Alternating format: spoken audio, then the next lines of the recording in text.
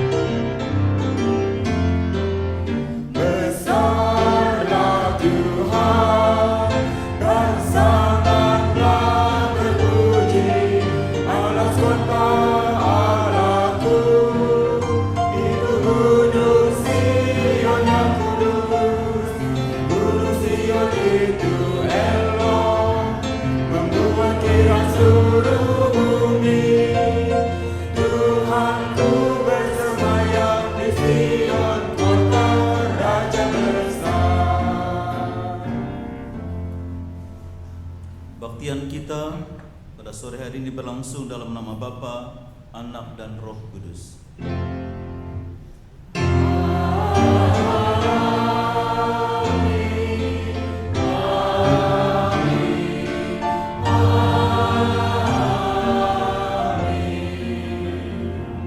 Kasih karunia dan damai sejahtera dari Allah Bapa kita dan dari Tuhan Yesus Kristus menyertai saudara sekalian. Silakan duduk kembali.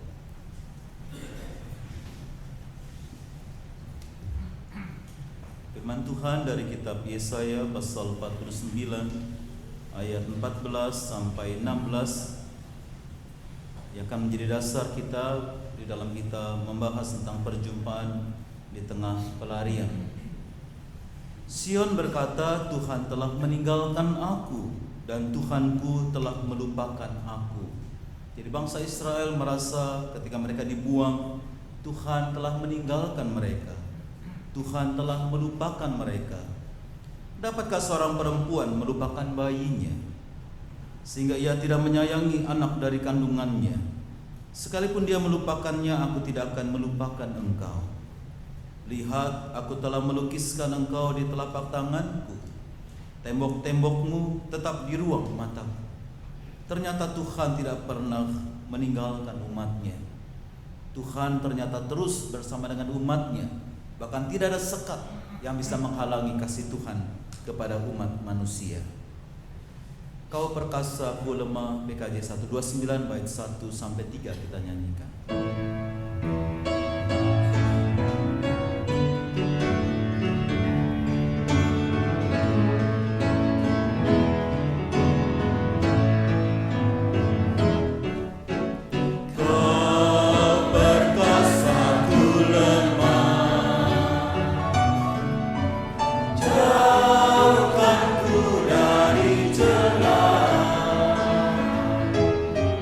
Hatiku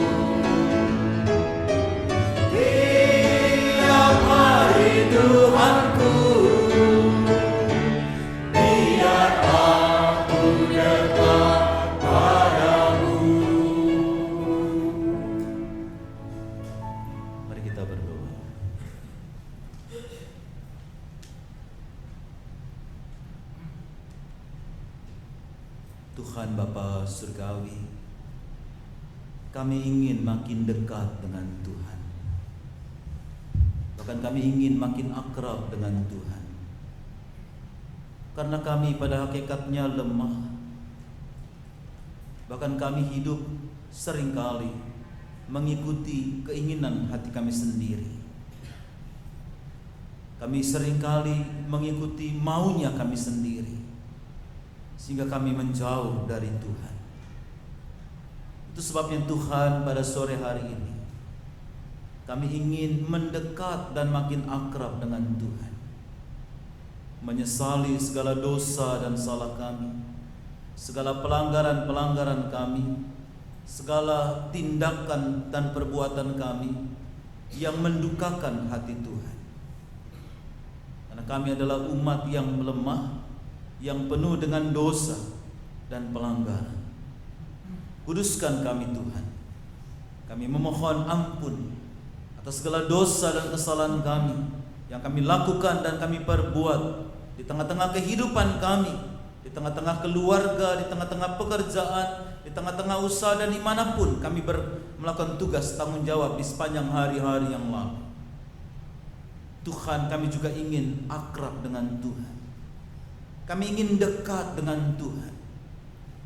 Karena kami hidup dalam dunia yang kelam, dunia yang seringkali membuat kami terus-menerus menarik kami untuk menjauh dari Tuhan. Bahkan membuat kami mengalami banyak pergumulan, penderitaan, dan kesulitan di hidup. Kami ingin tangan Tuhan terentang, menolong kami, memimpin kami, sehingga kami boleh merasakan kasih dan penyertaan-Mu.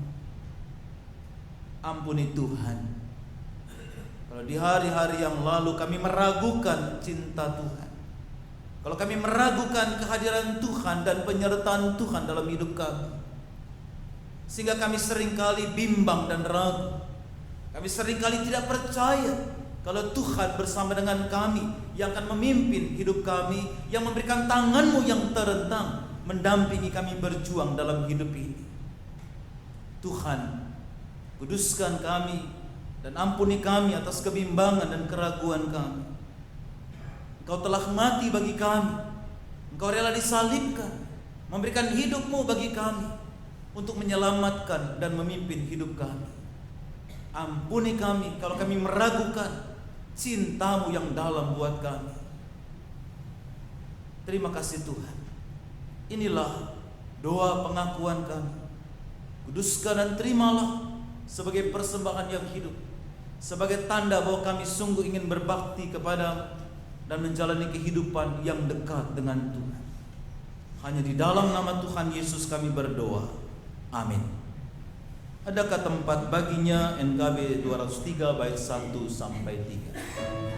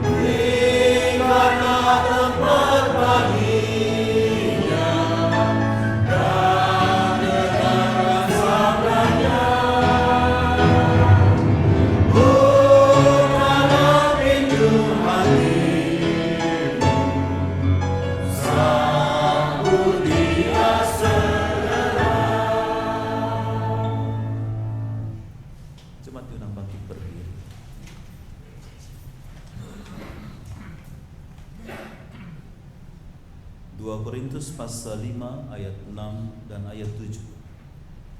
Maka oleh karena itu hati kami senantiasa tabah, meskipun kami sadar bahwa selama kami mendiami tubuh ini, kami masih jauh dari Tuhan. Sebab hidup kami ini adalah hidup karena percaya, bukan karena melihat. Rasul Paulus mengatakan kepada jemaat di Korintus, dalam menghadapi tantangan kehidupan dan pergumulan, mereka harus senantiasa, setiap saat, tidak pernah putus-putusnya untuk tabah, di mana mengandung kesabaran dalam berjuang.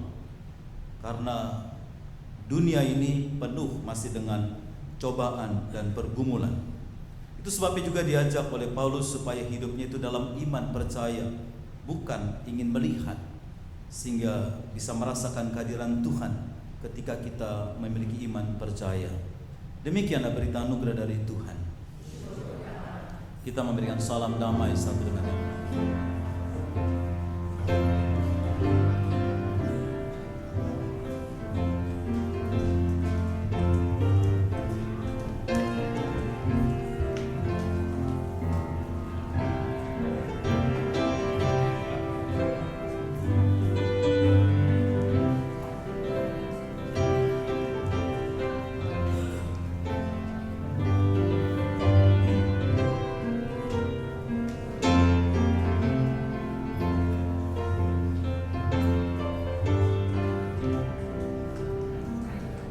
Selamat di tangan Yesus, Kidung Jemaat 388 bait 1 sampai 5.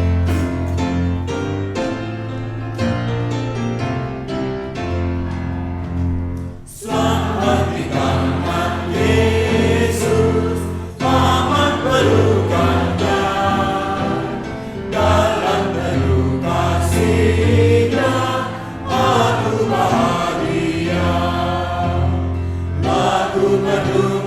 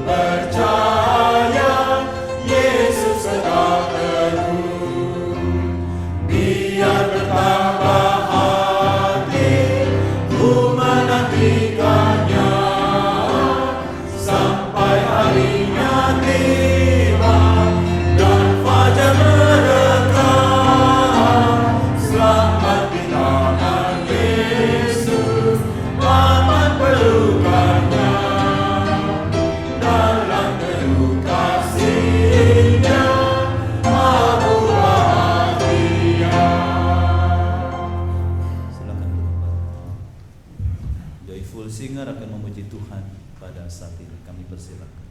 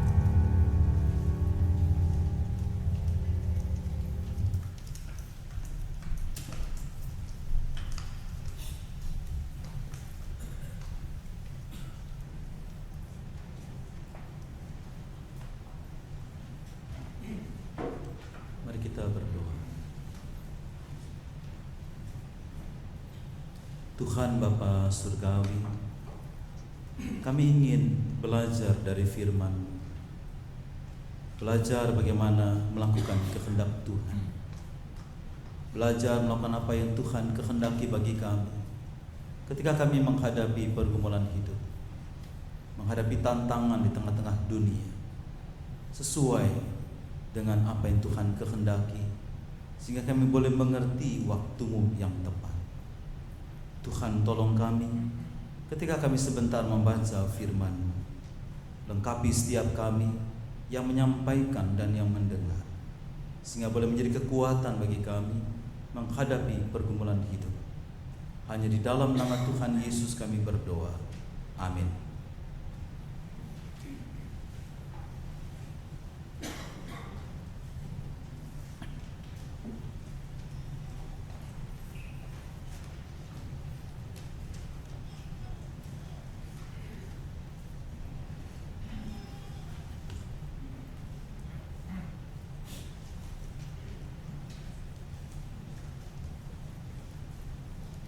Pembacaan kitab Kejadian pasal 28 ayat 10 sampai 19.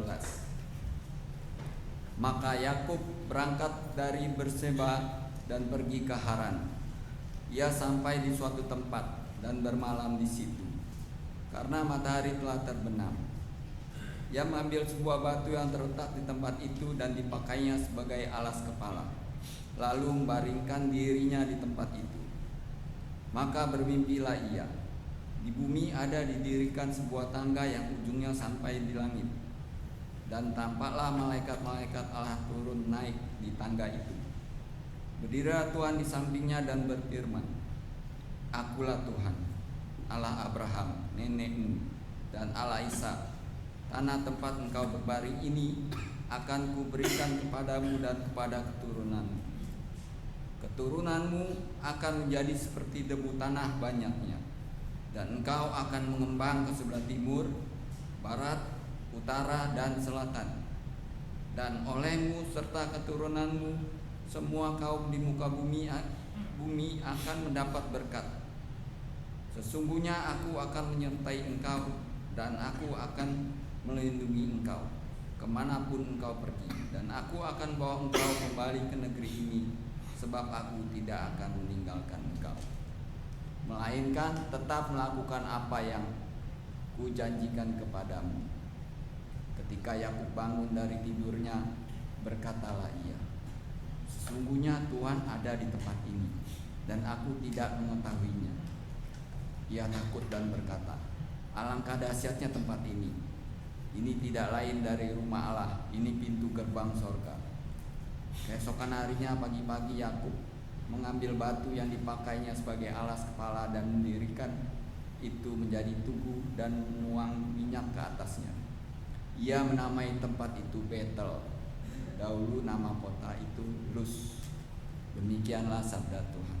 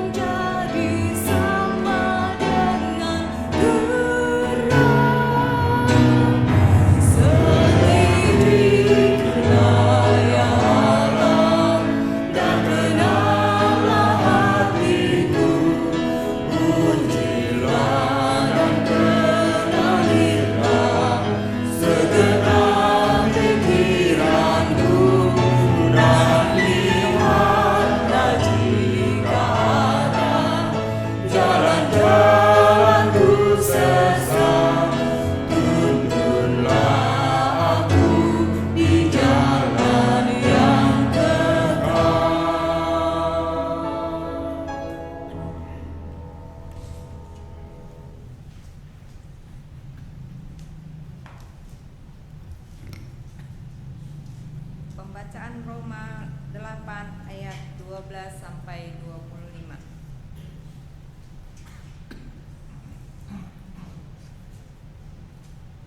Jadi, saudara-saudara, kita adalah orang berhutang, tetapi bukan kepada daging, supaya hidup menurut daging. Sebab jika kamu hidup menurut daging, kamu akan mati. Tetapi jika oleh Roh kamu mematikan perbuatan-perbuatan tubuhmu, kamu akan hidup. Semua orang yang dipimpin Roh Allah adalah anak Allah. Sebab kamu tidak menerima roh perbudakan yang membuat kamu menjadi takut lagi, tetapi kamu telah menerima Roh yang menjadikan kamu anak Allah. Oleh Roh itu kita berseru, "Ya Aba, ya Bapa." Roh itu bersaksi bersama-sama dengan roh kita bahwa kita adalah anak-anak Allah. Dan jika kita adalah anak, maka kita juga adalah ahli waris. Maksudnya orang-orang yang berhak menerima janji-janji Allah, yang akan menerimanya bersama-sama dengan Kristus, yaitu jika kita menderita bersama-sama dengan Dia, supaya kita juga dipermuliakan bersama-sama dengan Dia. Sebab aku yakin bahwa penderitaan zaman sekarang ini tidak dapat dibandingkan dengan kemuliaan yang akan dinyatakan kepada kita. Sebab dengan sangat rindu seluruh makhluk menantikan saat anak-anak Allah dinyatakan. Karena seluruh makhluk telah ditaklukkan kepada kesia-siaan, bukan oleh kehendaknya sendiri, tetapi oleh kehendak Dia yang telah menaklukkannya. Tetapi dalam pengharapan, karena makhluk itu sendiri juga akan dimerdekakan dari perbudakan kebinasaan dan masuk ke dalam kemerdekaan kemuliaan anak-anak Allah. Sebab kita tahu bahwa sampai sekarang segala makhluk sama-sama mengeluh dan sama-sama merasa sakit bersalin. Dan bukan hanya mereka saja, tetapi kita yang telah menerima karunia sulung Roh, kita juga mengeluh dalam hati kita sambil menantikan pengangkatan sebagai anak, yaitu pembebasan tubuh kita. Sebab kita diselamatkan dalam pengharapan. Tetapi pengharapan yang dilihat bukan pengharapan lagi. Sebab bagaimana orang masih mengharapkan apa yang dilihatnya? Tetapi jika kita mengharapkan apa yang tidak kita lihat, kita menantikannya dengan tekun. Demikianlah sabda Tuhan. Bacaan diambil dari Injil Matius pasal 13 ayat 24 sampai 30, 36 sampai 43.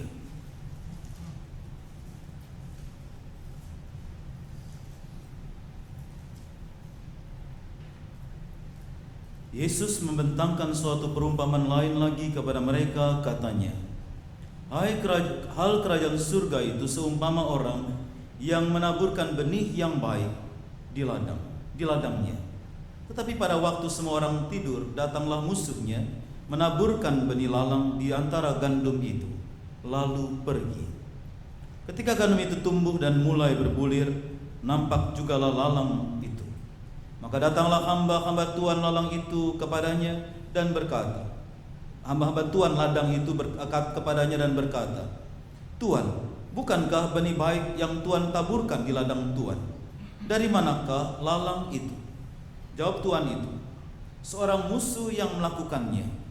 Lalu berkatalah hamba-hamba itu kepadanya, "Jadi maukah Tuan supaya kami pergi mencabut lalang itu?" Tetapi ia berkata, "Jangan, sebab mungkin gandum itu ikut tercabut pada waktu kamu mencabut lalang itu. Biarkanlah keduanya tumbuh bersama sampai waktu menuai. Pada waktu itu aku akan berkata kepada para penuai, kumpulkanlah dahulu lalang itu dan ikatlah berberkas-berkas untuk dibakar. Kemudian kumpulkanlah gandum itu ke dalam lumbung." Ayat 36 sampai 43. Maka Yesus pun meninggalkan orang banyak itu lalu pulang. Murid-muridnya datang dan berkata kepadanya, "Jelaskanlah kepada kami perumpamaan tentang lalang di ladang itu."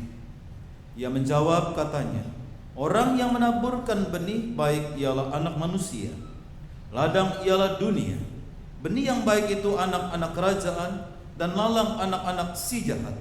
Musuh yang menaburkan benih lalang itu, benih lalang ialah iblis.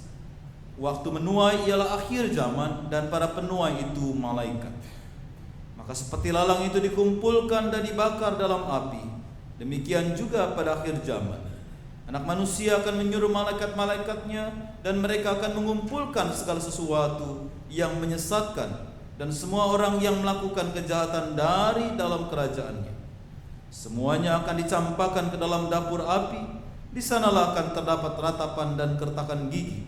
Pada waktu itulah orang-orang benar akan bercahaya seperti matahari dalam kerajaan Bapa mereka. Siapa bertelinga, hendaklah ia mendengar. Yang berbahagia kita yang mendengar firman Tuhan dan yang melakukan dalam hidup kita hari lepas hari. Haleluya.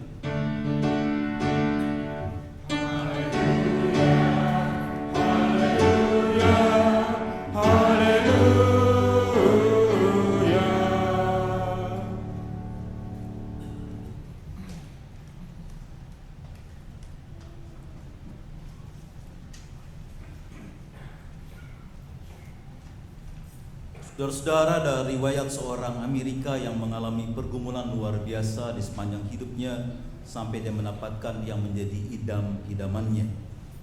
Tahun 1831, anak muda ini mengalami kegagalan dalam bisnis. Dan di tahun 31 itu juga dia kalah dalam pemilu di Amerika. Dia coba-coba masuk ke dalam politik di Amerika. Tahun 83 dia kembali mengalami kebangkrutan dalam bisnisnya. Bahkan tahun 1836 dia mengalami gangguan jiwa dan selama beberapa bulan masuk rumah sakit jiwa. 1838 dia ditolak menjadi orator. 1840 dia kalah lagi untuk kedua kalinya dalam pemilu di Amerika. Tahun 1843 ditolak masuk Kongres Amerika. 1848 dia kalah dalam Kongres Amerika. 1855 kekasih yang dia cintai meninggal dunia. 1855 itu juga dia kalah dalam pemilihan anggota Senat Amerika. 1856 dia kalah lagi dalam pencalonan wakil presiden Amerika. 1860 dia terpilih sebagai presiden Amerika yang melawan perbudakan, yang menghancurkan perbudakan, yang terus anti perbudakan, yaitu Abraham Lincoln. Hidupnya penuh dengan pergumulan.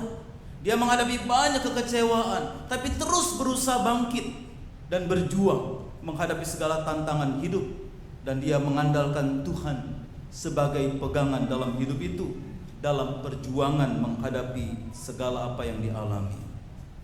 Nah, Bapak-Ibu sekalian, bagaimana kisah Yakub yang kita akan pelajari pada sore hari ini, bagaimana dia menghadapi tantangan pergumulan berat dalam kehidupannya. Dan apa yang bisa kita pelajari dari kisah ini? Yang pertama, kalau kita memperhatikan kitab Kejadian pasal 28 ayat 10 sampai 19, hal pertama yang bisa kita pelajari adalah bahwa hidup ini penuh dengan pergumulan yang berat. Ada pergumulan yang berat dalam hidup ini.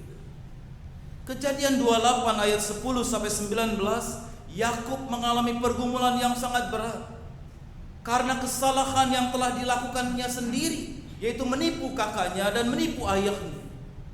Akibat kesalahannya, dia harus melarikan diri.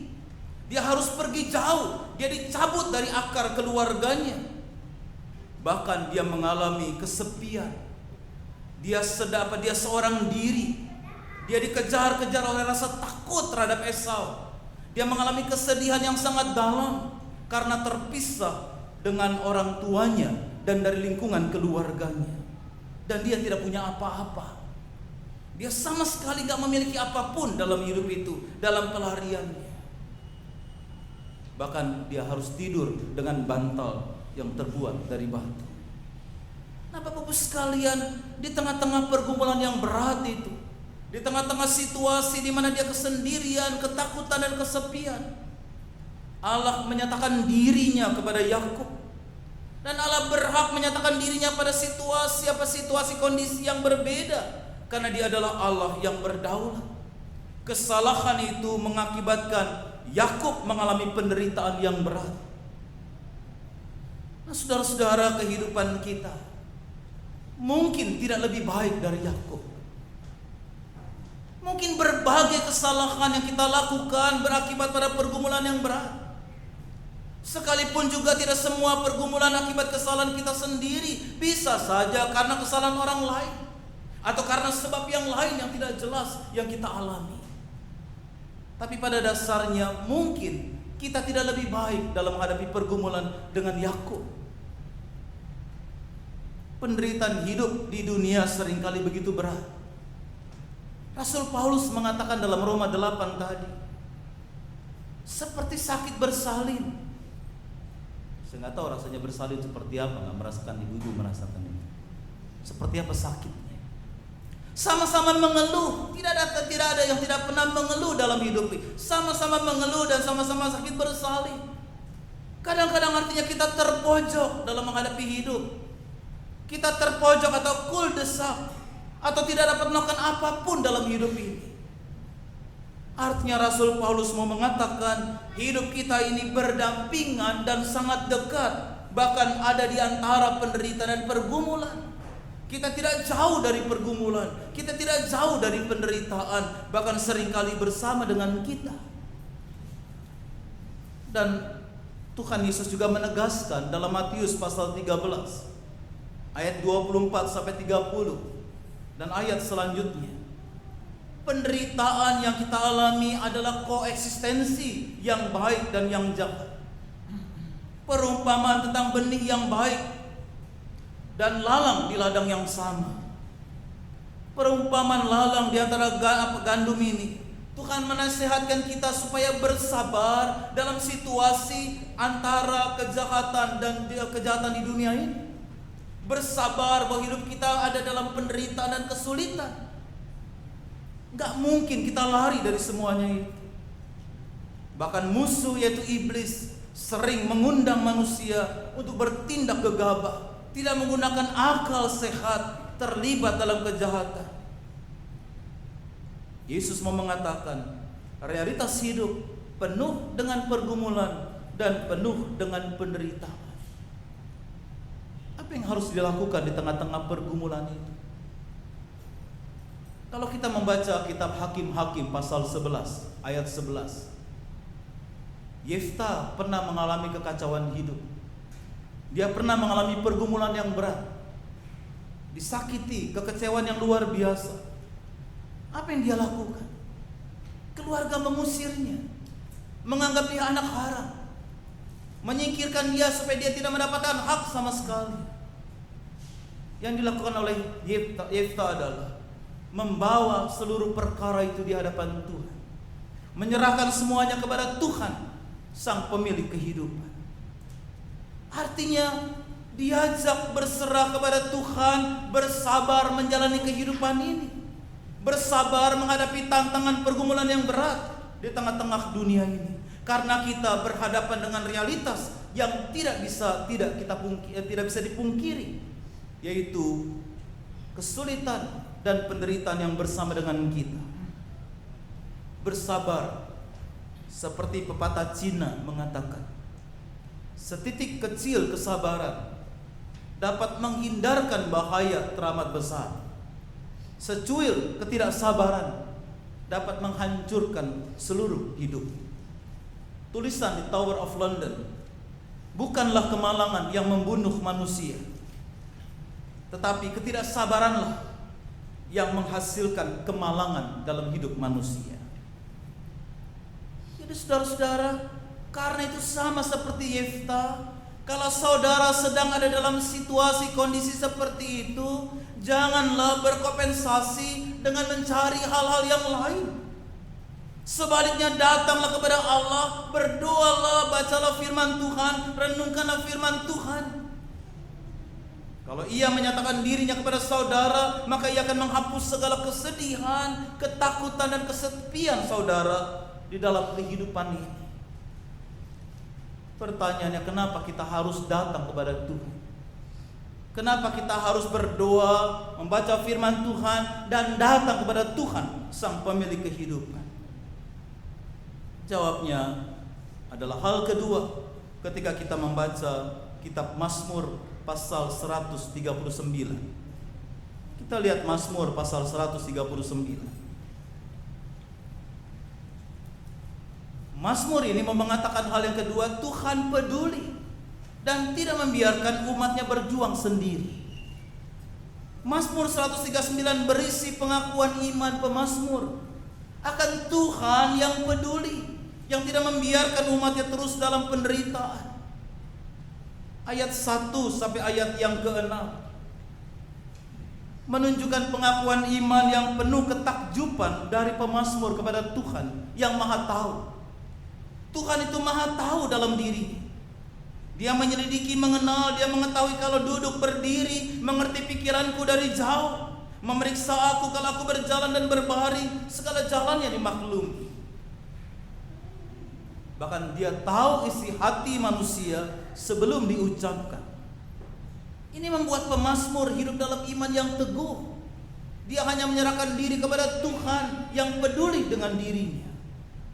Bahkan ayat yang kelima, dari belakang, dari depan, Engkau mengurung aku. Tuhan mengurung manusia dari belakang, dari depan, dari atas, untuk melindungi, menuntun manusia dalam hidupnya. Dikurung, tidak ada celah untuk kita bisa tidak ditolong oleh Dia. Tidak ada celah di mana kita tidak dituntun dan tidak ditolong dan dilindungi oleh Tuhan. Dan ayat 7 sampai 12 memperlihatkan bahwa Tuhan yang Maha Tahu itu adalah Tuhan yang Maha Ada. Ada di segala tempat dan di segala waktu, dan membuat manusia tidak bisa lari dari Tuhan. Tuhan dapat menjangkaunya dimanapun dan kapanpun. Kita tidak bisa lari dari Tuhan. Manusia yang sering lari dari Tuhan. Sehingga pemazmur dalam ayat 23 dan 24 mengatakan, memohon agar Tuhan menyelidiki, menguji hati, pikiran dan jalan hidupnya, serta menuntun dirinya di jalan yang menuju kehidupan kekal. Pemazmur mengajak kita dalam situasi seperti itu, kita hanya datang kepada Tuhan, menyerahkan segala perkara kita kepada Tuhan. Tuhan yang Maha Tahu dan Maha Ada, yang mengurung kita, yang menjaga kita dan melindungi kita. Nah, itu sebabnya apa reaksi Yakub ketika Tuhan datang menjumpai. Tuhan yang Maha Tahu dan Maha Ada itu menjumpai Yakub. Yakub dalam keadaan terpojok atau terkurung atau kesepian. Dia merasa terhibur dengan luar biasa. Semestinya kita percaya bahwa Tuhan melindungi, menuntun kita seperti pengalaman Yakub dijumpai Tuhan dalam pelarian ini. Keberadaan Tuhan seringkali tidak kita ketahui. Ini yang secara jujur diakui oleh Yakub ketika dia bangun dari tidurnya.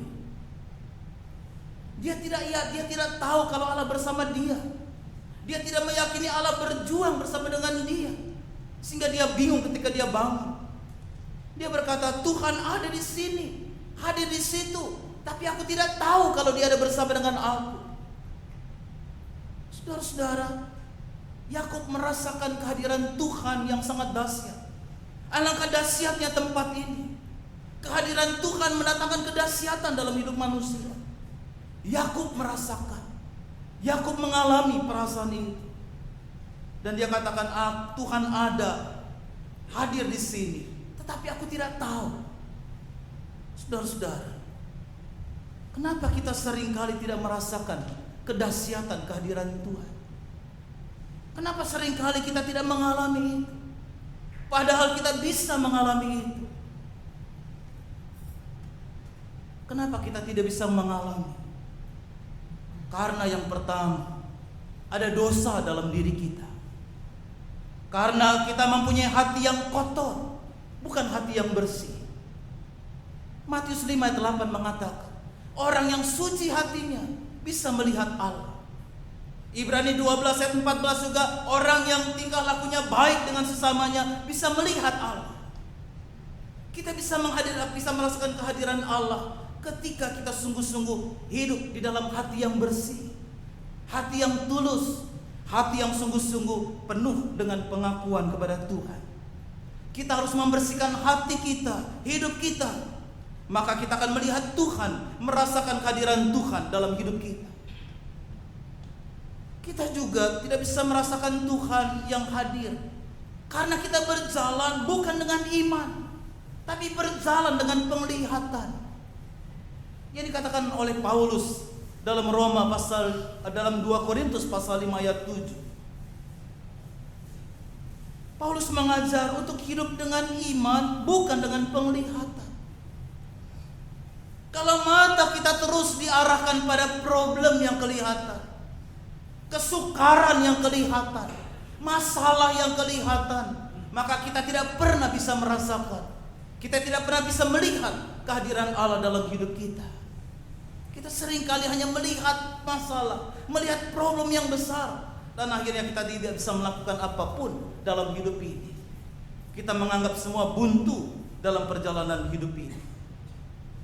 Saya pernah bercerita di doa pagi di sini. Ada anggota jemaat kami, dia salah satu anggota paduan suara yang terdiri dari dokter-dokter. Jadi di jemaat kami ada paduan suara dokter-dokter dan pasangannya. Nah, ini saudara ini dia bukan dokter, tapi dia salah satu karyawan di sebuah bank pemerintah.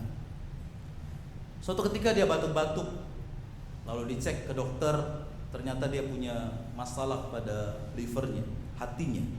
Jadi hatinya sudah mengalami gangguan dan kemungkinan besar itu adalah kanker.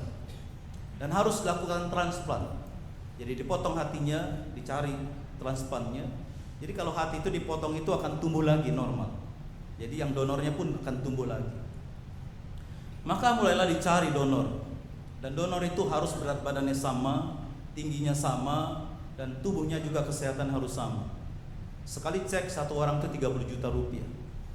Dia nggak punya uang sama sekali, hanya punya rumah, dan dia siap menjual rumahnya untuk pengobatan itu.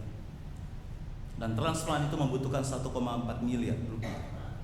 Lalu Bapak Ibu sekalian, hampir 10 orang dicek, dan baru bisa hampir berapa, dan baru didapatkan 1 orang, dan di Kalimantan didapatkan, dan mungkin pada waktu tanggal 15 Juni akan dilakukan transplant.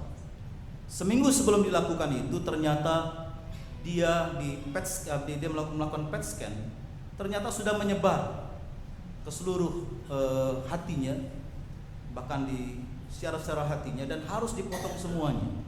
Maka harus transplant hidup, transplant mati. Jadi orang yang meninggal diambil hatinya. Lalu gagallah transplant itu dan buntu jalan. Hari itu ingat sekali, Rabu pagi dia BB di grup, lalu dia bilang sudah buntu semuanya. Lalu saya katakan kita kumpul ntar malam. Jadi setiap Rabu malam mereka latihan nyanyinya. Kita kumpul nanti malam, kita berdoa saja untuk semuanya itu. Malam itu nggak berdoa, cuma hanya menyanyi dan menangis. Mereka sekeluarga dan siap menjual semua harta bendanya, tapi sudah buntu jalannya. Lalu apa yang harus dilakukan lagi? Ya hanya berserah kepada Tuhan. Lalu katakan, udah sekarang PET scan lagi di MRCC di Sudirman, dan hasilnya memang harus ditransplant dan sudah harus transplant hidup, harus semuanya. Ada 2 tempat untuk transplant, di Hong Kong dan di Korea. Biayanya 4,8 sampai 4,7 miliar. Lalu mereka bilang sudah selesai, tidak usah dilakukan apapun, sudah buntu semuanya. Saya bilang masih ada jendela, sekalipun pintu tertutup, masih ada jendela yang bisa kita buka. Lalu tiba-tiba dia menghadap pimpinannya, kondisi tubuhnya, dan pimpinannya berkata, ada tuh dokter di salah satu rumah sakit di Jakarta Barat, saya nggak usah sebutkan, nggak enak. Dan di rumah sakit itu, dokter itu bisa jadi maklar untuk transplant ke Cina. Biayanya 2,8 miliar. Oke, didatangi dokter itu, lalu bisa katanya. Oke, lalu kumpulin duit rame-rame, jual rumah, tapi ragu-ragu, lebih baik pinjaman saja. Jadi mereka, lalu kita cari pinjaman untuk lalu mereka harus dinotaris sehingga nanti kalau ada apa-apa rumah itu dijual. Orang tuanya punya apartemen satu lalu akan siap dijual. Bapak Ibu sekalian, setelah proses itu berlangsung beberapa hari kemudian, ketika lagi di gereja ada seorang ibu bilang, "Pak, coba itu di Cipondoh, Tangerang tuh ada orang yang pernah transplant ke Cina. Sehat sekali sekarang. Dulu tuh dia hanya pakai ranjang waktu berangkat ke Cina, sekarang sudah sehat sekali." Maka datanglah dia pergi ke rumah ini, ke Cipondoh. Dan dia bilang, "Iya, saya baru aja transplant beberapa bulan yang lalu dengan Ibu Tina di Cina. Maklarnya Ibu Tina." Lalu dokter itu belajar dari Ibu Tina. Jadi kalau dokter itu dapat pasien, yang nganter juga Ibu Tina ini. Dan biayanya cuma 2,38 miliar. Jadi dokter itu ngambil hampir 500 juta. Padahal dia cuma maklar yang disuruh orang lain lagi. Padahal dokter ini temennya juga dokter-dokter yang di sini. Sudah kita siapkan, lalu cari pinjaman dapat sekian miliar, lalu jual apartemen dapat juga. Itu pun dari semua terkumpul uangnya. Lalu berangkat. Siapa yang akan menerjemahkan? Ini satu orang Batak, satu orang Jawa. Ketemu orang Cina di sana bingung nanti kan. Satu ngomong Jawa dia nggak ngerti, ngomong Batak juga nggak ngerti. Lalu Bapak Ibu sekalian, ada satu orang wanita, dia translator terkenal di sana. Diteleponlah oleh istrinya. Ternyata translator itu murid dari istri dari yang akan operasi. "Bu, saya murid ibu waktu di SMP Kristen Penabur." Langsung ketemu di sana. Tuhan tunjukin satu persatu. Jelas langkahnya itu. Lalu paling 2 minggu baru dapat donor, dan 2 hari dapat donor. Lalu 5 hari sudah keluar ICU, dan sekarang sudah tinggal di apartemen sampai Agustus dan akan kembali dan melakukan proses penyembuhan. Dan mereka merasakan langkah Tuhan itu jelas. Ketika kita memasrahkan semuanya kepada Tuhan, sekalipun pintu sudah tertutup, masih ada jendela yang akan terbuka dan akan menolong seluruh kehidupan ini. Yang penting kita berserah kepada Tuhan dalam upaya perjuangan kita. Lalu hal yang ketiga, perjumpaan dengan Tuhan itu mengubah hati manusia. Perjumpaan Yakub dengan Tuhan melalui mimpi mengubah hidup Yakub. Tuhan berjanji menyertai, melindungi Yakub. Bahkan Tuhan mengingat akan perjanjiannya dengan Abraham dan Ishak yang diteruskan kepada Yakub. Maka Yakub menamai tempat perjumpaan itu dengan Betel, berarti rumah Tuhan. Ayat 13 sampai 15 dalam mimpinya itu, dia melihat tangga yang menghubungi surga dengan bumi. Malaikat-malaikat turun naik di tangga itu. Allah di atas tangga itu. Berdirilah Tuhan di sampingnya. Apa arti mimpi? Bagi Yakub, mimpi ini menunjukkan persekutuan antara Allah dengan umatnya. Dan malaikat yang turun naik menunjukkan bahwa mereka membantu melayani anak-anak Tuhan. Dan pada saat itu Yakub di tengah-tengah kesepian, kesendirian, ketakutannya, dia sungguh-sungguh dihibur dalam mimpi. Dan Tuhan menyatakan, memperkenalkan diri kepada Yakub. Tuhan berkenan menyatakan penyertaannya melalui perjumpaan dalam mimpi di Betel ini. Dia mengatakan dia adalah Allah Abraham, Allah Ishak. Yang menyatakan diri siapa Tuhan. Dia kenal akhirnya berjumpa dengan Tuhan. Dia tahu siapa Tuhan yang menyertai, yang memimpin. Tuhan yang menyatakan diri sebagai Allah yang setia akan janjinya kepada mereka yang dipilih. Yakub di tempat itu perjumpaan dengan Tuhan membuat dia mengenal Tuhan, mengenal lebih dalam Tuhan, mengenal lebih dekat bahwa Tuhan itu menyertai dia, memimpin dia, bukan hanya tahu siapa Tuhan. Di sanalah dia merasakan bahwa Tuhan itu menyertainya, memimpinnya, sehingga dia mempercayakan hidup kepada Tuhan. Apa artinya ayat ini? Artinya ayat ini mengatakan kepada kita, pengenalan akan Tuhan adalah sesuatu yang mutlak penting buat kita. Apakah saudara mengenal Tuhan? Atau sekedar tahu tentang Tuhan? Apakah saudara maju dalam pengertian akan firman Tuhan? Dalam ketaatan, dalam pelayanan, keaktifan dalam gereja dan sebagainya. Mungkin kita aktif, kita rajin melayani dan sebagainya. Tapi apakah kita mengenal Tuhan dengan lebih dalam? Apakah kita berserah pada Tuhan dengan lebih dalam? Atau kita menggantikan Tuhan di dalam pelayanan itu. Tuhan di belakang kita dan kita di depan Tuhan. Gak peduli dengan Tuhan. Kita yang maju dalam pelayanan. Seringkali itu terjadi. Pengenalan akan Tuhan hanya bisa terjadi kalau Tuhan senantiasa sendiri berinisiatif menyatakan dirinya. Dan bagaimana Yakub menanggapi penyertaan Tuhan? Bagaimana dia melakukan sesuatu yang dilakukan ketika dia tahu siapa Tuhan? Yakub menanggapi penyertaan Tuhan dengan pengakuan akan keberadaan Tuhan. Bahkan dia menyatakan secara simbolik dengan menamai tempat itu Betel, rumah Allah. Berarti dia ingin hidupnya dipimpin oleh Allah. Allah yang memimpin hidupnya, Allah yang memimpin seluruh dirinya dan seluruh keberadaannya. Batu yang menjadi alas tidur kepalanya dijadikan tempat atau rumah kehidupan. Berarti menggambarkan bagaimana Tuhan hadir penuh dari segala pikiran dan perasaan dia terus mendasarkan pada firman Tuhan.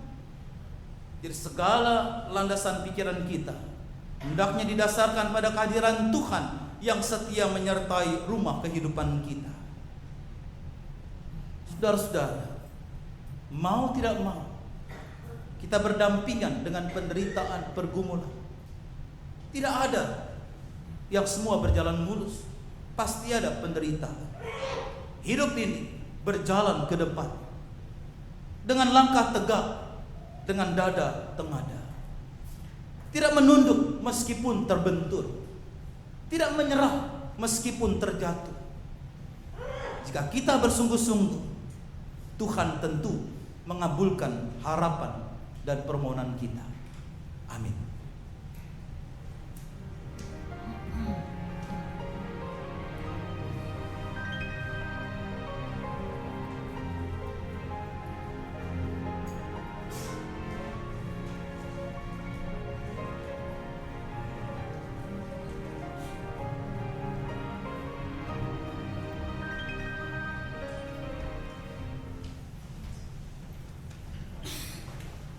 Marilah kita bersama dengan umat Allah di masa lalu, masa kini, dan masa depan, mengingat pengakuan pada baptisan kita menurut pengakuan iman rasuli. Aku percaya kepada Allah, Bapa yang Maha Kuasa, Khalik langit dan bumi, dan kepada Yesus Kristus, anaknya yang tunggal Tuhan kita, yang dikandung dari Roh Kudus, lahir dari anak darah Maria, yang menderita sengsara di bawah pemerintahan Pontius Pilatus, disalibkan, mati dan dikuburkan, turun dalam kerajaan maut. Pada hari yang ketiga, bangkit pula di antara orang mati, naik ke surga, duduk di sebelah kanan Allah Bapa yang Maha Kuasa. Dan dari sana Ia akan datang untuk menghakimi orang yang hidup dan yang mati. Aku percaya kepada Roh Kudus, gereja yang kudus dan am, persekutuan orang kudus, pengampunan dosa, kebangkitan orang mati, dan hidup yang kekal.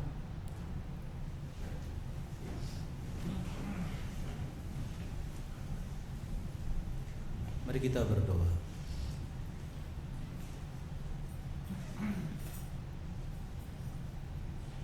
Tuhan, terima kasih Kau mengingatkan kami kalau Engkau selalu hadir dalam hidup kami, mengurung kami dari atas, dari belakang, dari depan, dari samping. Tidak ada celah. Kau terus mengurung kami, menyertai dan melindungi kami. Kau adalah Tuhan yang Maha Tahu dan Maha Ada. Engkau hadir dalam seluruh kehidupan kami. Itu sebabnya Tuhan, kami juga yakin dan percaya Engkau hadir di tengah-tengah bangsa kami, memimpin dan memberkati perjalanan bangsa kami ke arah yang lebih baik, ke arah yang lebih manusiawi dan menjalan dan penuh dengan damai sejahtera. Itu sebabnya Tuhan, kami berdoa bagi situasi politik di tengah-tengah bangsa kami. Kau boleh memimpin pengumuman Pilpres, memimpin situasi dan kondisi. Kami yakin Tuhan Kau hadir di tengah-tengah bangsa kami. Kami serahkan Tuhan perjalanan bangsa kami ke depan ke dalam pengasihan tangan Tuhan. Tuhan, kami juga percaya Engkau hadir di tengah-tengah perjalanan gereja-Mu di tempat ini, GKI Kafling Polri. Berkati pimpinan jemaat dan simpatisan, aktivis, agar boleh bahu-membahu berjuang di tengah-tengah dunia ini, mewartakan kasih Tuhan, membawa berita sukacita Tuhan, sehingga umat Tuhan di tengah-tengah dunia ini merasakan Tuhan, merasakan penyertaan Tuhan melalui kehadiran gereja-Mu di tempat ini. Tuhan, kami juga merasakan, kami juga yakin Kau hadir di tengah-tengah keluarga kami, yang memberikan berkat, kerukunan, kedamaian dan ketenteraman. Tuhan, tolong kami ketika kami menjalani kehidupan di tengah-tengah keluarga kami, yang kami isi dengan pertengkaran, perselisihan, yang membuat Engkau menjauh dari keluarga kami. Tuhan, tolong agar setiap keluarga boleh merasakan dan terus meyakini Tuhan hadir bersama dengan mereka. Tuhan, kami juga percaya Engkau hadir di tengah-tengah pekerjaan kami dan usaha kami, memimpin dan memberkati kami. Sekalipun ada banyak pergumulan dalam pekerjaan kami, dalam usaha kami, Tuhan bantu kami dan tolong kami, sehingga kami boleh melewati semuanya itu bersama dengan kuasa Tuhan yang hadir bersama dengan kami. Tuhan Bapa Surgawi, Engkau juga hadir dalam setiap pergumulan kami, masalah yang kami hadapi. Tuhan, tolong kami agar kami memiliki hati, memiliki iman yang merasakan dan terus merasakan Tuhan hadir di dalam seluruh kehidupan kami. Sebentar kami akan pulang ke tengah-tengah kehidupan kami, berjuang di tengah-tengah pergumulan dan tantangan hidup kami. Biar Tuhan kami boleh terus meyakini Engkau bersama dengan kami, Engkau menolong kami, menyertai kami, memimpin kami, dan tidak akan pernah meninggalkan kami. Hanya di dalam nama Tuhan Yesus Kristus kami berdoa. Amin.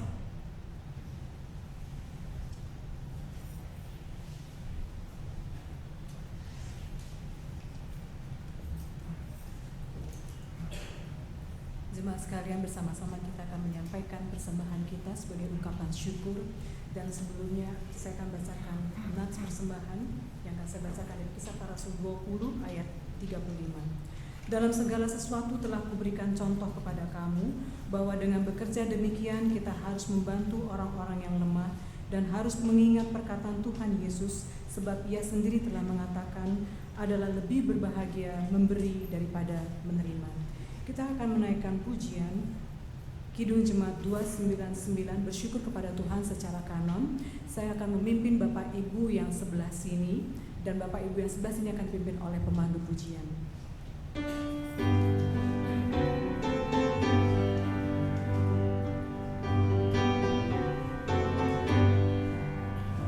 Bersyukur kepada Tuhan, bersyukur kepada Tuhan, bersyukur kepada Tuhan, bersyukur kepada Tuhan, bersyukur kepada Tuhan, bersyukur kepada Tuhan, bersyukur kepada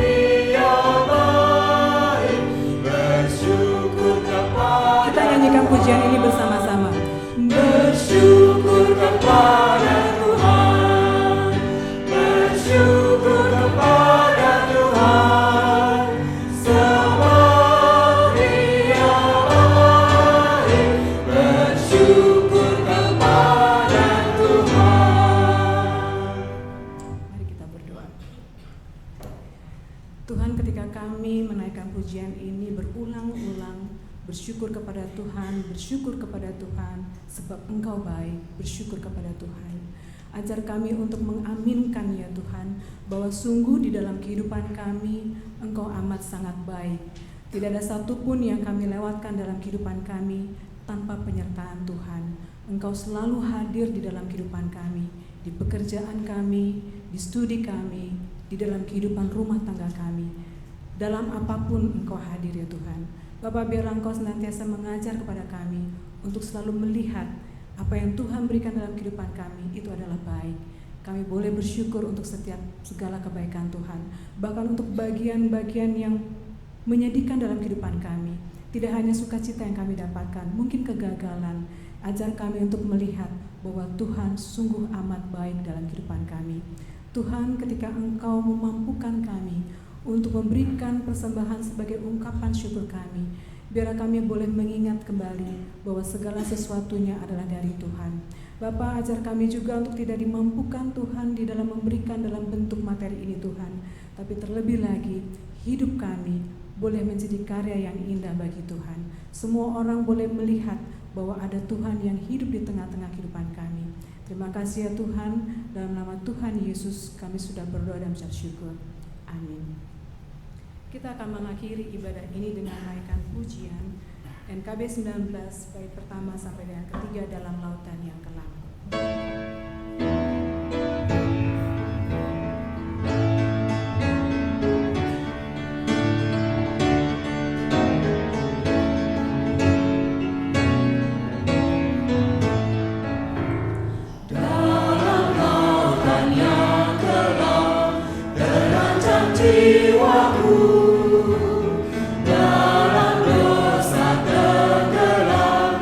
Hilang harapanku.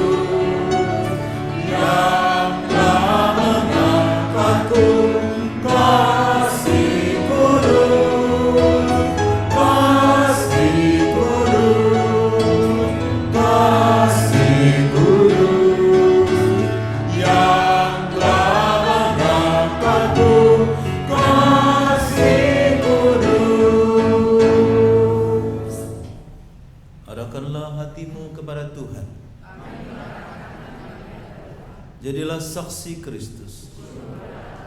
Terpujilah Tuhan. Jemaat sekalian, Yesus mau menolongmu. Percayalah, ada kasih kudus yang mengangkat ketika engkau tenggelam dan kehilangan harapan. Masukilah kehidupanmu, terus percaya dan berjuanglah bersamanya sekalipun tantangan dan pergumulan di hadapanmu. Dan terimalah berkat Tuhan. Tuhan memberkati engkau dan melindungi engkau. Tuhan menyinari engkau dengan wajah-Nya dan memberi engkau kasih karunia. Tuhan menghadapkan wajah-Nya kepadamu dan memberi engkau damai sejahtera dalam setiap detik perjuangan hidupmu, kekal sampai selama-lamanya. Amin.